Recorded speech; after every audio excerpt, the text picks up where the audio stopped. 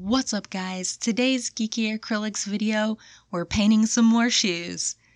I'm really excited to finally show you guys my time lapse of my custom Nike Air Force Ones inspired by the Captain Marvel movie suit.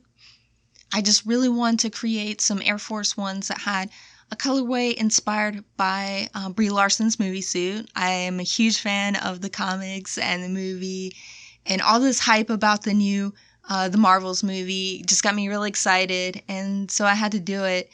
For this project, everything is prepped, painted, and it's hand painted with Angelus paints, brushes, all the additives and everything you need to customize a pair of shoes.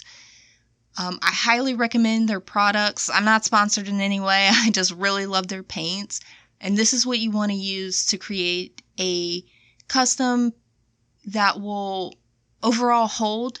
You know, if you want to wear them, something that's going to hold up over time and, you know, just look like a factory finish shoe. You can make a shoe that looks like it could have come off of a shelf simply by using the right prep work and additives to do so. So with Angelus paints, you do need to use their duller medium, just a couple drops of that to get the kind of shine out of the paint. But you don't want to overdo it, just a couple drops. Like seriously, that stuff, it dries and turns super chalky, and if you add too much into your paint, it will ruin your shoes. So my tip is just to add a few drops in, mix it up, test it. If it's still got a shine to it, add a few more drops and try again. It's not gonna hurt anything to just keep adding and trying it.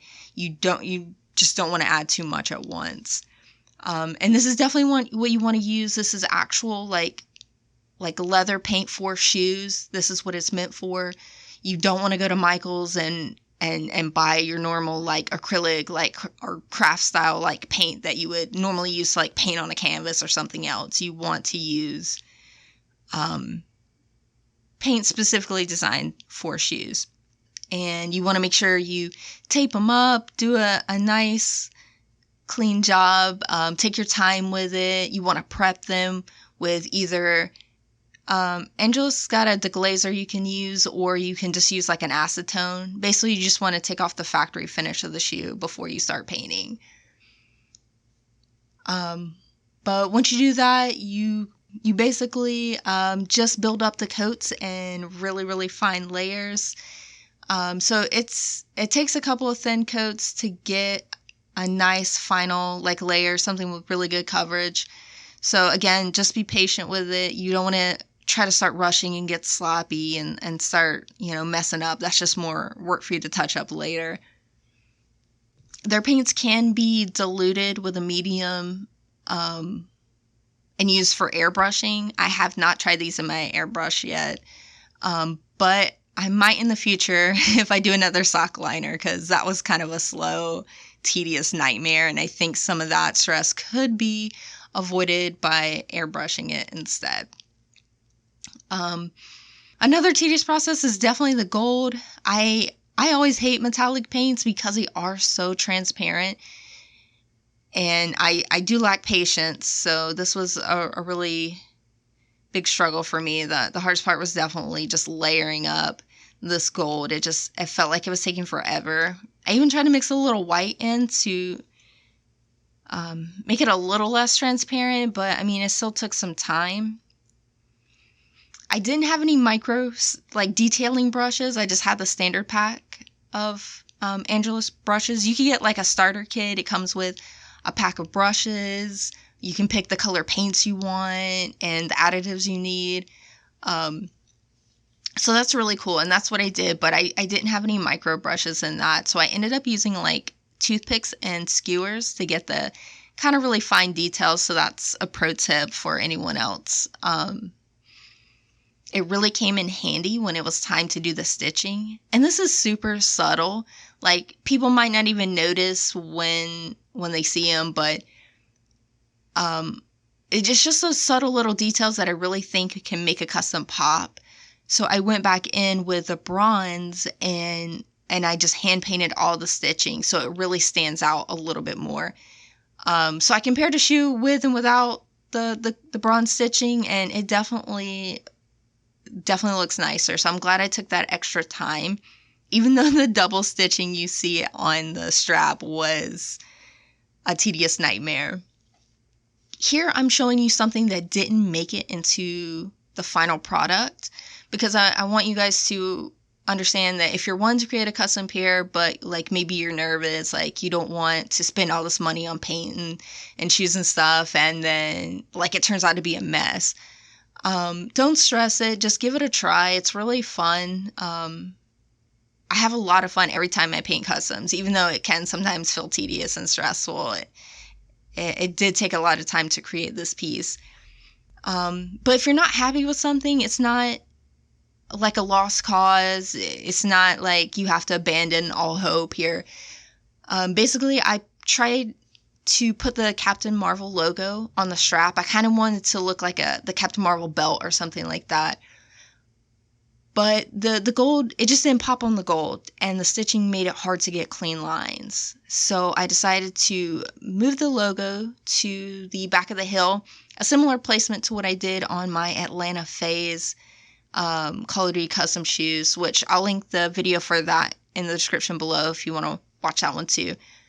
But I'm glad I moved it. It definitely pops off the blue so much better, because I knew I wanted the strap to be gold. That wasn't really a question. I didn't want to change that. All the mock-ups I did in Photoshop, the gold strap was just it. So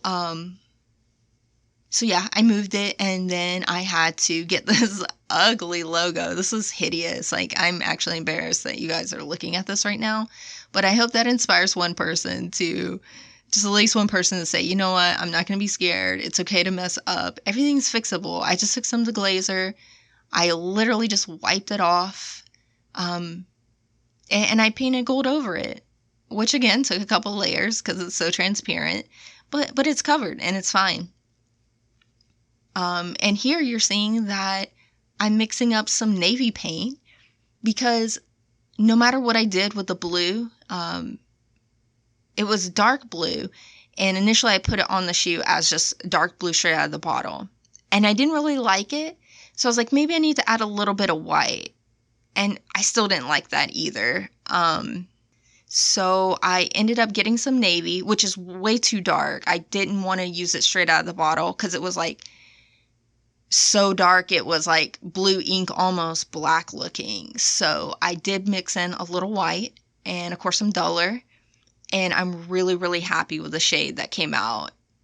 And I'm glad I didn't settle and that I went in and just repainted the blue. Super easy. Because I already had good coverage of blue on the shoe, it really didn't take a lot of the navy to go over it either. So it was pretty quick to change that up. Here I'm showing you, I'm using the Too Soft fabric medium. You can also use like Golden's, like, I think it's called GAC medium or something like that. It's like a fabric medium. Basically, you want to use that. You don't want to use paint straight out of the bottle because it's going to be really stiff and it's not going to get down in the fabric the way you want. So you want to use a fabric medium and heat set it to get a really good quality dye in your sock liner. I almost didn't do it. The sock liner and the back of the tongue was white for most of the process, and I was trying to talk myself out of it because, I don't know, that was really intimidating, but I'm glad I did it. It really, really looks nice with that red at the top of the sock liner. So I would say just don't let anything intimidate you. Give everything a try. Just learn from it. This was a great learning experience. Now I know exactly what it's like to dye the sock liner and tongue, and I'm not even stressing that. My next custom, if it requires me to do that, then it's not even going to be like a hesitation there. I'm just going to do it. But the first time it can be a little intimidating. I was scared it was going to be messy. I think an airbrush would make it a lot easier. It was really hard trying to get my brush down in there sometimes, no matter how I positioned the tongue and kind of stretched it out a bit. But yeah, super glad I did that. I've always been told don't paint the midsole because like the paint just won't like stay over time. Like it's just not going to hold up. So I don't know if I would recommend this to anyone else. I did run a little bit of the glazer over that, and just to make sure there's no type of like factory oils or finish on that.